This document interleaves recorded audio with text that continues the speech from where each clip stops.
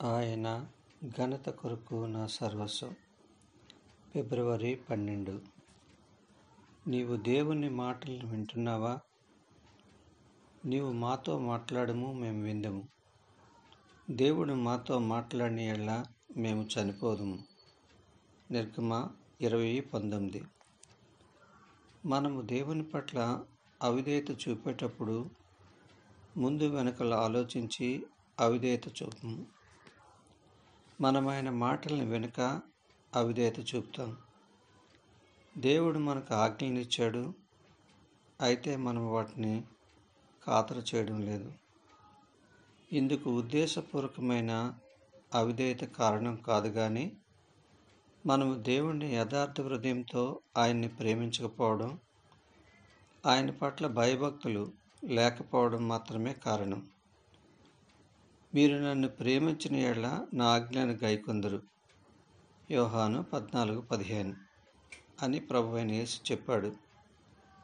మనము నిరంతరము దేవుని పట్ల అవిధేయత చూపుతున్నామని మనం గుర్తించినప్పుడు ఆయన పట్ల నిర్లక్ష్యంగా ప్రవర్తించినందుకు సిగ్గుపడతాం. నీవు మాతో మాట్లాడము. దేవుడు మాతో మాట్లాడిన యెడల మనంతట మనము దేవుని మాటలు వినడానికి బదులు ఆయన సేవకుల ద్వారా మాత్రమే ఆయన మాటలు వినడానికి ఇష్టపడినప్పుడు ఆయన పట్ల నిరాధారణ చూపుతున్నట్లే కదా. ఇతరుల సాక్ష్యాలను వినడానికి ఆసక్తి చూపిస్తుంటాం, కానీ దేవుడే మనతో మాట్లాడాలని ఆసక్తి చూపించం.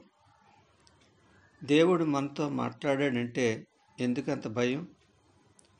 ఎందుకంటే దేవుడు మనతో మాట్లాడినప్పుడు ఆయన చెప్పిన పని చేయాలి, లేదా నేను చేయలేనని ఆయనతో చెప్పాలి కాబట్టి.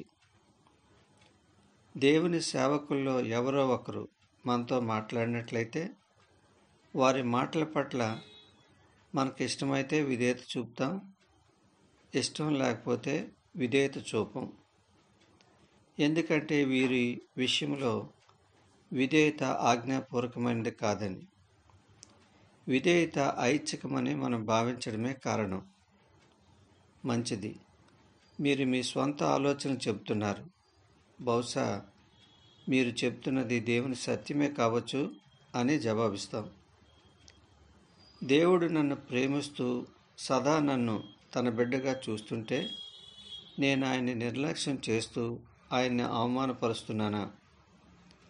చివరికి నేను దేవుని మాటలు విన్నప్పుడు అంతవరకు నేను ఆయనకు చేసిన అవమానం తిరిగి నాదవుతుంది.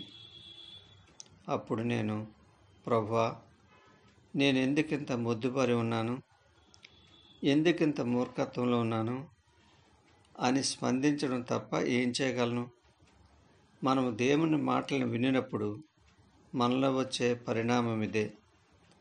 దేవుని మాటలు వినకపోయినందుకు సిగ్గుతో అవమానాన్ని పొందిన మనం ఒకసారి దేవుని మాటలు వినడం ప్రారంభించిన తర్వాత మనలో ఉన్న సిగ్గు, అవమాన భారం తొలగిపోతాయి. అప్పుడు మనము దేవునితో నిజమైన ఆనందాన్ని స్వంతం చేసుకుంటాం.